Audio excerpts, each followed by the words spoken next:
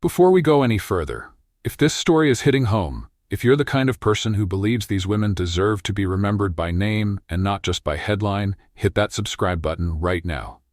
Stories like Melissa's need to be heard. And there are more of them. Every week. Hit subscribe so you don't miss a single one. Now, Melissa Carter. She was born and raised in Columbus, Ohio, the kind of person who never really left because she never really needed to. Everything she loved was already there. Her sister Dana lived 20 minutes away. Her kids went to the same schools she had walked through as a girl. Her job in healthcare administration at a mid-sized medical group on the east side of the city was steady, respected, and exactly the kind of work that suited her. Organized, detail-oriented, built on getting things right. She was 38 years old. Not flashy, not loud. The kind of woman her coworkers described as the one you called when something needed to actually get done. Her sister Dana would later tell people that Melissa approached everything in her life the same way. Methodically, fairly, with the quiet confidence of someone who trusted that if you just laid out the facts clearly enough, reasonable people would come to reasonable conclusions. That was how she handled problems at work. That was how she raised her kids. It was, in the end, how she tried to save her marriage. She had 2 teenagers, and by every account, she was the kind of mother who showed up. Not perfectly, not without exhaustion, but completely. She was not a woman living in fear when this story begins. She was a woman living a normal, full, imperfect American life. That is who Derek Carter chose. That is who he could not let go of. And that is who he killed. Derek Carter is harder to see clearly. Not because he was complicated, but because men like Derek tend not to leave much of a public record until the moment they do something that cannot be ignored. He was 42 years old.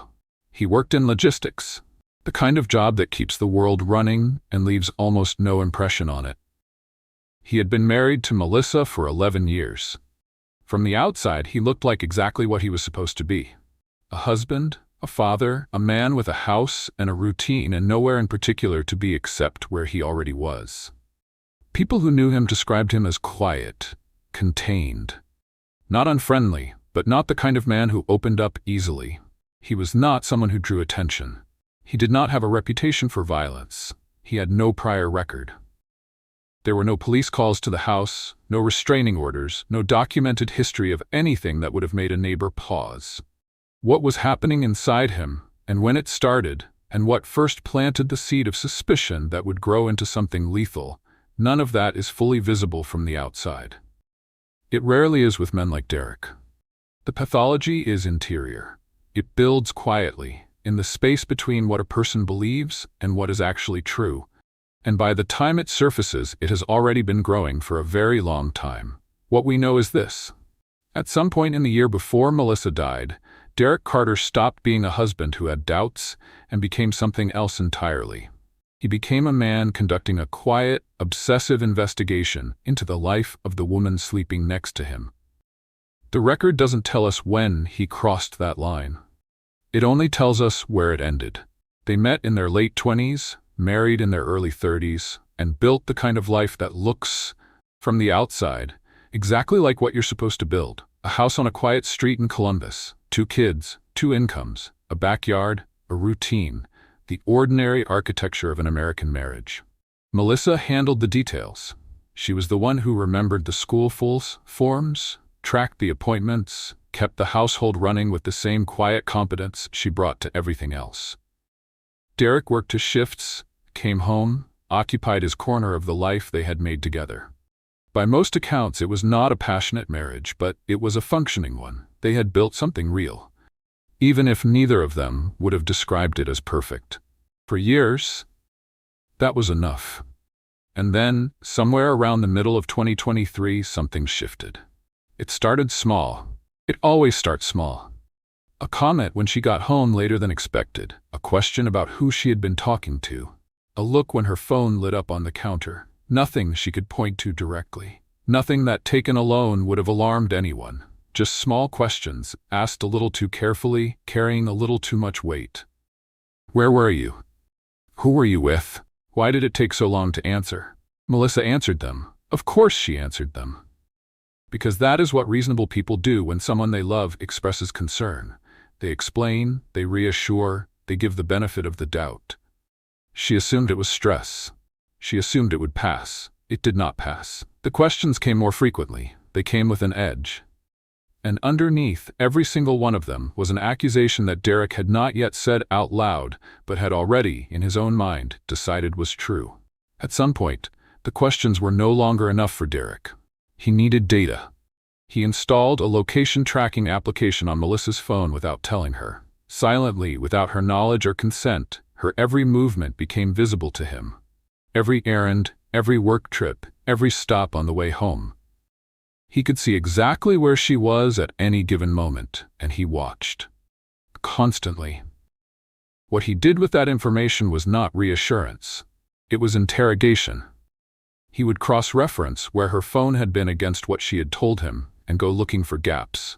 A route that took slightly longer than expected, a stop she hadn't mentioned, a timestamp that didn't match his mental picture of her day. And when he found something he couldn't immediately explain, he brought it to her like evidence. The problem was that none of it was evidence of anything. The discrepancies he found had ordinary explanations: a detour around traffic, a stop at the pharmacy, a few minutes in a parking lot returning a phone call. But ordinary explanations were no longer sufficient for Derek Carter. Every innocent answer required proof. And so Melissa began to provide it. She started keeping receipts. She saved her text messages. She screenshotted her location history. She documented her own life, systematically and in detail, because she had come to understand that she was living inside a trial that never ended and where the burden of proof rested entirely on her. Think about what that costs a person. To move through your own ordinary day, knowing that every minute of it will need to be accounted for. To stop at the grocery store and think, I should keep this receipt. To come home to the person you married and feel, before you even open the door, that you are already guilty of something. That is not a marriage. That is a sentence. The evening of March 7th, 2024, Melissa Carter decided she was going to end it. Not the marriage, necessarily. The accusation. The endless, grinding cycle of suspicion and proof and suspicion again. She was going to lay it all out, once and for all, and she was going to do it the only way she knew how. Completely, calmly, and without leaving a single gap for doubt to crawl into. She sat Derek down at the kitchen table. She had prepared. This was not an emotional outburst, not a tearful confrontation. This was Melissa Carter doing what Melissa Carter did, organizing the facts, presenting the evidence, trusting that clarity would be enough. She opened her phone. She walked him through her call logs, contact by contact. She pulled up her location history, day by day, week by week. She had screenshots, she had receipts, she had the names and numbers of every person she had been with on every occasion he had questioned. She went through it item by item, methodically, the same way she handled a discrepancy at work or a problem with the kids' school. She was calm, she was thorough, and she was completely, undeniably right. Derek sat across the table and looked at all of it. He didn't rage, he didn't argue. He went quiet in the way that she had learned, over months of these conversations, sometimes meant he was processing. Sometimes meant he was backing down. She chose to believe it meant the latter. When it was over, she went to bed. The kids were home. The house was still. She closed her eyes in the reasonable belief that she had finally done enough, that the truth, laid out plainly and completely, had done what truth is supposed to do. She had no way of knowing that Derek had already made his decision, that he had made it long before she ever opened her phone. Sometime between 2 and 3 in the morning, Derek Carter got up. The house was quiet. The kids were asleep. Melissa was in the bedroom where she had gone to bed a few hours earlier, in the reasonable belief that the worst was behind her. The street outside was dark and still, the way residential streets in Columbus are dark and still in the middle of the night. No traffic, no noise, just the ordinary silence of a neighborhood at rest. Derek picked up a gun. He walked into the bedroom. He shot Melissa twice. There is nothing more to say about those moments that the facts don't already say more plainly than any narration can. She was asleep. She was defenseless. She had spent the evening proving, methodically and completely, that she had done nothing wrong. And it made no difference at all. Derek did not run. He did not pack a bag, start a car, or make any attempt to put distance between himself and what he had just done. He walked out of the bedroom, through the house where his children were sleeping, and out onto the front porch. And then he called 911. He told the dispatcher what he had done. He gave the address, and then he sat down and waited. When officers arrived, he was still there, sitting on the porch, in the dark, in the house he had shared with Melissa for 11 years, in the neighborhood where they had raised their children together. He did not resist. He did not explain. He simply waited for the consequence he had known was coming from the moment he pulled the trigger. Inside, Melissa was found in her bed, exactly where she had gone to sleep, believing she was finally safe. She was 38 years old. Dana's phone rang before dawn. There is no good way to receive that call. There is no version of those words, delivered at that hour, that the human mind absorbs cleanly. Dana would later describe it the way most people describe the worst moments of their lives. Not as something she heard, but as something that simply rearranged everything, all at once, without asking permission. She got in her car and drove. Within hours she had become, practically and legally, the primary adult in the lives of two teenagers who had woken up that morning to a world that no longer contained their mother. The house on that quiet Columbus street was now a crime scene. They could not go back to it. Their bedrooms, their things, the kitchen table where their mother had sat the night before, laying out the evidence of her own innocence. All of it was inaccessible, cordoned off, belonging now to an investigation rather than a family. Dana took them in. She made the calls, handled the arrangements, stood between her sister's children and the full weight of what had happened for as long as standing between them was possible. In the days that followed, the community showed up. A candlelight vigil drew hundreds of people to a park near the neighborhood. Neighbors, co-workers, parents from the kids' school, people who had known Melissa, and people who simply felt that what had happened to her required acknowledgement. Dana spoke to the local press. She kept it short. She said, she proved herself. She deserved to live. 7 words. Precise and devastating and completely true. What Melissa's children carry now is a particular and terrible kind of knowledge. Not just that their mother is gone, but that she saw it coming, that she fought it the only way she knew how, and that it was not enough. That the truth, which she believed in completely, did not save her. It never had a chance to. The case went to trial at the Franklin County Court of Common Pleas in the autumn of 2024. Derek Carter sat at the defense table and his attorneys did what defense attorneys do. They built the most human version of him they could find and presented it to the jury. Their argument was diminished capacity. Derek, they said, was not a man who had planned a murder. He was a man who had been quietly unraveling for years. Documented anxiety, chronic depression, a paranoia that had distorted his perception of reality until he could no longer reliably distinguish between what was true and what he feared. They brought in psychiatric evaluations. They painted a picture of a man who was sick, not calculating, suffering, not predatory. The prosecution did not dispute that Derek Carter had problems.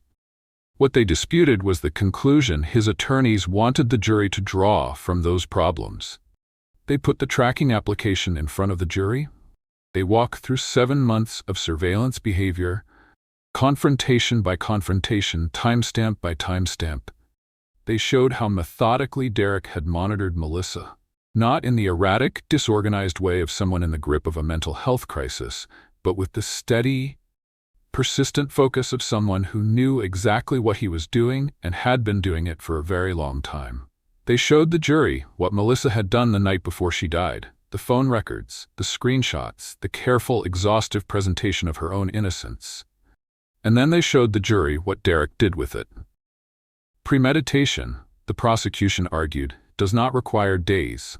It requires a decision. The jury deliberated and returned a verdict in November 2024, guilty of first-degree murder. At sentencing, the judge noted that Melissa's composed, documented, courageous act of self-defense through truth made the crime more, not less, heinous. Derek Carter was sentenced to life without the possibility of parole. He will die in prison. Melissa's children will grow up without her, There is something important to understand about what happened to Melissa Carter. Something that goes beyond the facts of the case and into the psychology underneath them. Delusional jealousy is not ordinary suspicion taken too far. It is a different thing entirely. Ordinary suspicion responds to evidence. It can be satisfied, corrected, resolved. Delusional jealousy cannot, because it was never built on evidence to begin with. It is a closed system. A mind operating on delusional jealousy does not process proof of innocence as exoneration. It processes it as a more sophisticated form of deception. The better the evidence, the more elaborate the perceived lie. Melissa could not have shown Derek anything that would have changed what he believed, because what he believed was never about what was true. This is why proof moments are dangerous. Research into coercively controlled relationships consistently shows that confrontation events, moments where the victim directly challenges the abuser's narrative, represent a significant escalation point. The act of disproving the accusation can destabilize an already volatile dynamic in ways the victim cannot anticipate or control. Melissa did everything right by the logic of a reasonable person navigating a conflict with another reasonable person. She did not know she was not dealing with a reasonable person. In the United States, a woman is killed by an intimate partner every few hours. The period around direct confrontation is among the highest risk windows in the entire cycle. Nobody told Melissa that. Nobody told her that sitting down at that kitchen table with her phone records and her screenshots and her quiet, careful courage might be the most dangerous thing she had ever done. I have no interest in dwelling on Derek Carter. He made his choice. He is where he belongs. What I keep coming back to is her. The steadiness of her. The way she prepared. The way she believed, genuinely and completely, that the truth was enough. There is something both heartbreaking and deeply admirable about a person who faces accusation and responds not with rage or collapse, but with documentation. She deserved to be believed. She was believed. And it still wasn't enough. Her name was Melissa Carter. She was 38 years old. She was a mother, a sister, a colleague, a neighbor. She was the kind of person who kept receipts. Not because she was paranoid, but because she was thorough. She sat at a kitchen table and proved her innocence to a man who had already decided her fate. Say her name, not his, hers. Melissa Carter,